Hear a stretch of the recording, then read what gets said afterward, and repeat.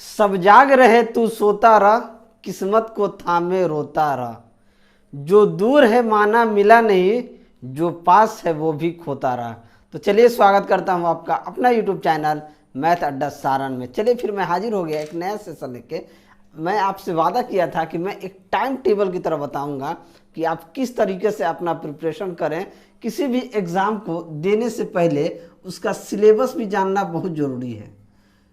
ठीक है, सिलेबस जानना जरूरी है और पैटर्न जो होता है इसको भी समझना बहुत ज़रूरी है।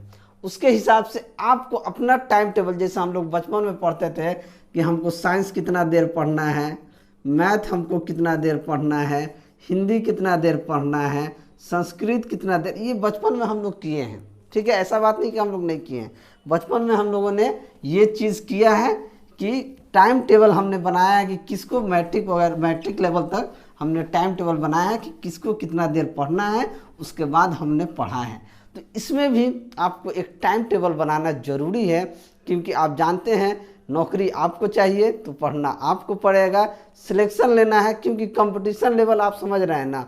अगर आप नहीं पढ़िएगा तो दूसरा कोई कोना में दूसरा लड़का पढ़ रहा है। ठीक है, तो देखिए पैटर्न, सिलेबस एक नंबर ज़रूरी चीज़ है कि सिलेबस को आपको अच्छा से समझना कि सिलेबस क्या क्या है। ठीक है, आपका रेलवे का ही सिलेबस पढ़ना है। बहुत सारे लड़के हैं कि एग्ज़ाम तो रेलवे ग्रुप डी की तैयारी कर रहे हैं और सोचते हैं कि भैया हम तो ग्रुप डी की तैयारी कर रहे हैं और एसएससी लेवल का क्वेश्चन लेके बैठे हुए हैं। नहीं, कभी भी अगर आप रेलवे की तैयारी कर रहे हैं तो एसएससी लेवल को कभी टच मत कीजिए। एसएससी का लेवल अलग होता है, रेलवे का अलग लेवल अलग होता है।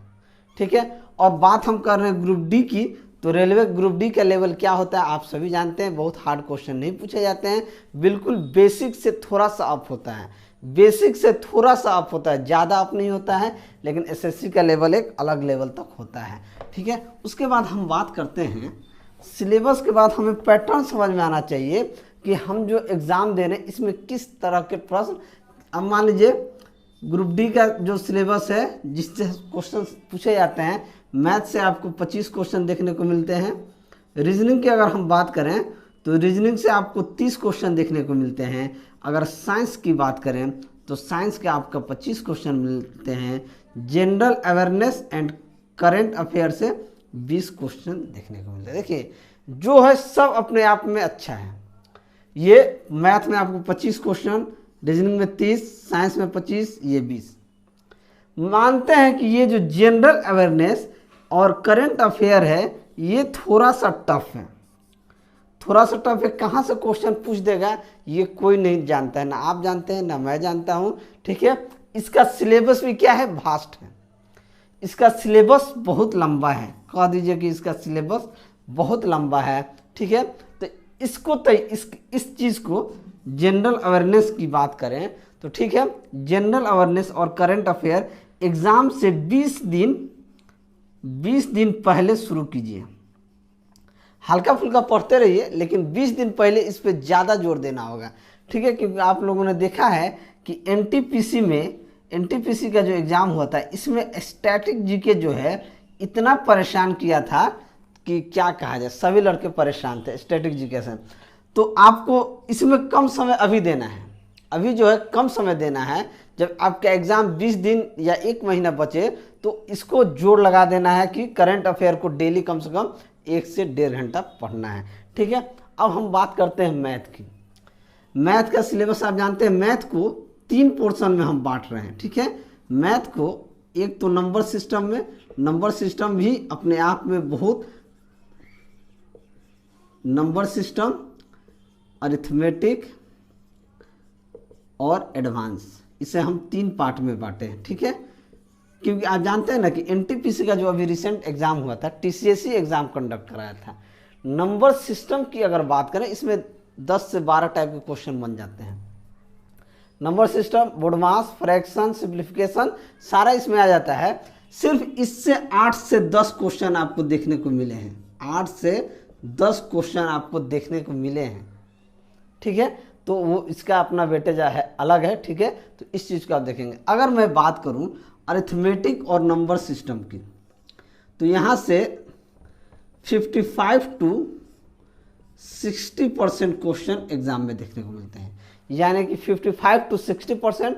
तो एडवांस की अगर बात करें तो एडवांस में कितना मिल जाएगा आपको, 45% से 40% को। ये मैं बात कर रहा हूँ एनटीपीसी में जो एग्ज़ाम हुआ है उसके अकॉर्डिंग मैं बात कर रहा हूँ, क्योंकि रिसेंटली एनटीपीसी का एग्ज़ाम 6 फेज तक हुआ है, 7वां फेज अभी बाकी है, आने वाले दिनों में हो जाएगा। तो ये यहाँ से इतने क्वेश्चन पूछे जाते हैं, तैयारी आपको इस लेवल तक करनी है। अब यहीं पे मैं बता देता हूँ कि मैथ की बात करें तो एक टॉपिक से कम 100 क्वेश्चन का प्रैक्टिस कीजिए। एक टॉपिक से आपको मैथ में कम से कम 20 से 25, आप पूरा टॉपिक को खोल दिया जाए तो 20 से 25 टॉपिक होगा, यानी कि अगर आप सबसे 100 क्वेश्चन कर देंगे तो मान के चलिए यहाँ से आपका 2500 क्वेश्चन बन जाएगा। कितना क्वेश्चन बन जाएगा? अगर एक टाइप का अगर आप 10 क्वेश्चन रिवीजन कर लेते हैं तो इस तरह के क्वेश्चन आपसे दोबारा गलती नहीं होगा, ठीक है। सेम चीज़ आपका रीजनिंग में आता है। रीजनिंग का वेटेज देखिए 30% है, आपका टोटल मार्क्स से 30% क्या है, रीजनिंग है, तो रीजनिंग का वेटेज है, ठीक है। रीजनिंग बहुत हार्ड क्वेश्चन पूछे नहीं जाते हैं, आप सभी जानते हैं। कुछ टॉपिक जो है रीजनिंग का वो थोड़ा सा परेशान करता है, ठीक है। जैसे कैलेंडर हो गया, कैलेंडर में थोड़ा सा फिर से जम्बलिंग हो जाता है, असर्शन रीजन हो जाता है, ये सारा। कभी असर्शन रीजन तो रेलवे जो क्वेश्चन पूछता है उसको बाद में कहता है भैया गलती हो गया, हटा देते हैं, ऐसा भी आता है। तो एक दो से 3 मान लीजिए 4 टॉपिक इसमें ऐसा होगा, 4 से 5 जो थोड़ा सा लेवल का होगा। वरना अगर इससे प्रैक्टिस कर लीजिएगा, रीजनिंग का प्रैक्टिस अगर आप कर लीजिएगा अच्छा से, तो रीजनिंग में 30 से 25 क्वेश्चन आराम से कर पाइएगा। साइंस बहुत इंपॉर्टेंट, अगर आपको ग्रुप डी में सिलेक्शन लेना है तो बिना साइंस पढ़े आप नहीं ले सकते हैं, क्योंकि साइंस का इंपॉर्टेंस बहुत ज़्यादा है। साइंस से 25 क्वेश्चन रहते हैं, और आप सभी जानते हैं कि साइंस से आजकल साइंस में अगर हम बात करें तो साइंस में फिजिक्स,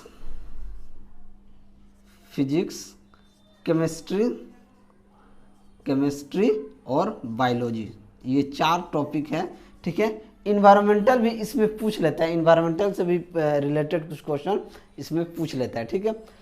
फिजिक्स और केमिस्ट्री से क्या पूछता है, इन दोनों से न्यूमेरिकल क्वेश्चन भी पूछ लेता है।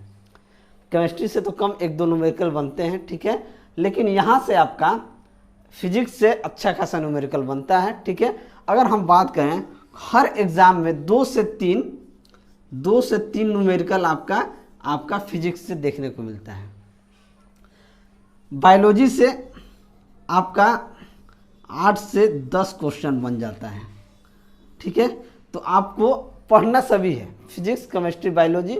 अगर आपके पास जो भी बुक हो, ठीक है, जिसमें न्यूमेरिकल अच्छा खासा हो, जैसे खान सर का न्यूमेरिकल बुक है, हमारे एसके झा सर का न्यूमेरिकल बुक है, अगर ये आपके पास बुक है तो फिजिक्स का न्यूमेरिकल कीजिए, केमिस्ट्री का भी कुछ न्यूमेरिकल होता है उसको भी आप कीजिए, ठीक है। बायोलॉजी अच्छा से पढ़िए, बायोलॉजी का वेटेज है, क्योंकि बायोलॉजी से 8 से 10 क्वेश्चन आपको देखने को मिलेंगे, ये सारे ऑब्जेक्टिव क्वेश्चन मिलेंगे, तो ये चीज़ को आप ध्यान में देना है, ठीक है। अब हम बात कर लेते हैं general awareness and current affair की। अगर आपके पास मान लीजिए जनरल अवेयरनेस के लिए अगर आपके पास स्पीडी का बुक हो तो स्पीडी के बुक से पढ़िए, लूसेंट हो तो लूसेंट से पढ़िए, लूसेंट हो तो लूसेंट से पढ़िए। लेकिन जहाँ तक मैंने देखा है कि स्पीडी के बुक से एनटीपीसी में मैक्सिमम क्वेश्चन पूछे गए हैं।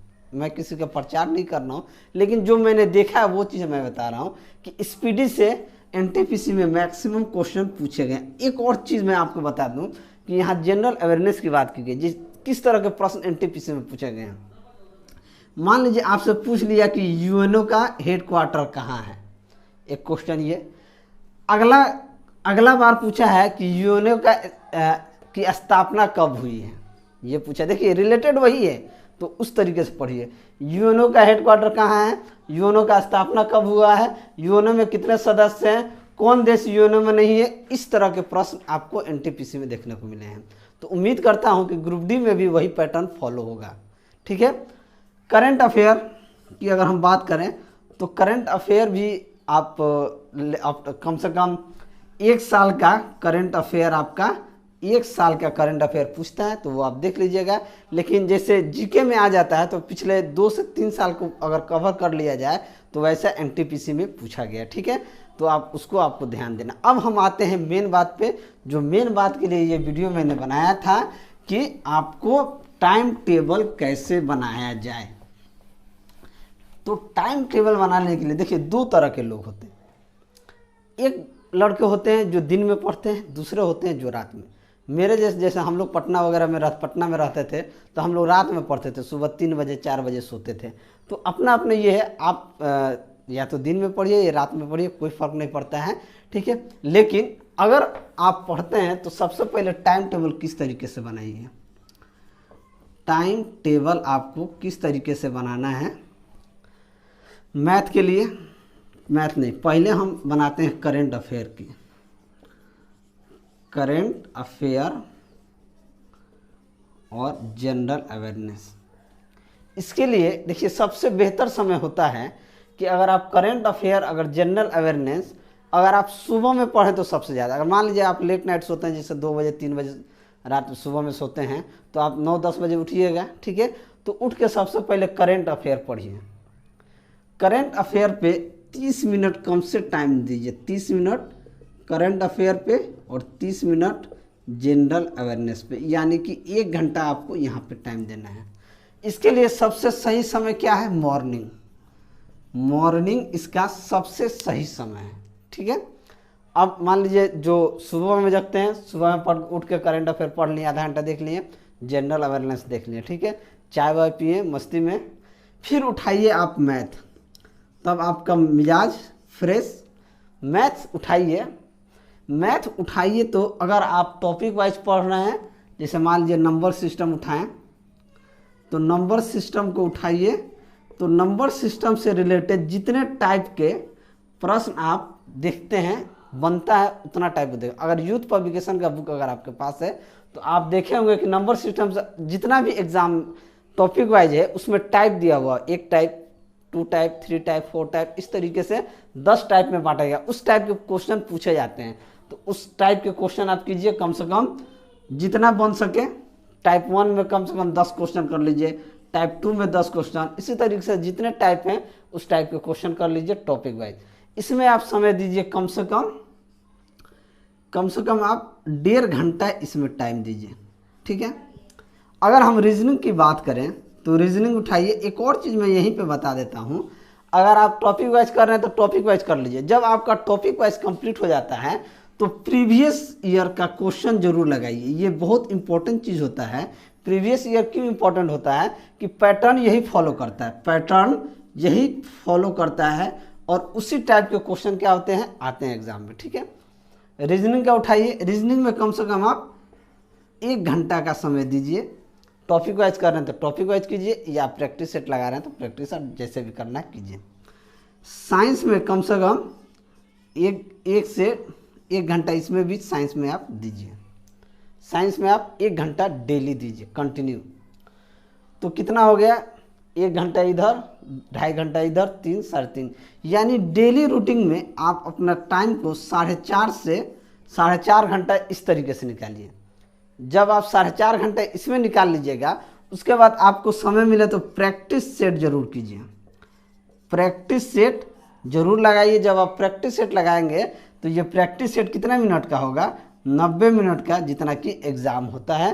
तो ये आपका 90 मिनट हो जाएगा, टोटल आपका कितना हो जाएगा, 6 घंटा हो जाएगा। ये इनफ है, ये जो टाइम है इनफ है। 6 घंटा अगर आप समय निकाल के पढ़ते हैं तो आपको सिलेक्शन से कोई नहीं रोक सकता, ठीक है। तो ये रहा टाइम टेबल, इसी के लिए मैंने वीडियो बनाया, आप देख सकते हैं। तो चलिए, अगर मेरा वीडियो आपको अच्छा लगा तो वीडियो को लाइक कीजिए, दोस्तों में शेयर कीजिए। अगर आप हमारे चैनल पर नए हैं तो चैनल को सब्सक्राइब कीजिए। मैं ऐसे ही वीडियो लेकर आपके सामने हाजिर होता रहूँगा। चलिए मिलते हैं अगले वीडियो में, तब तक के लिए।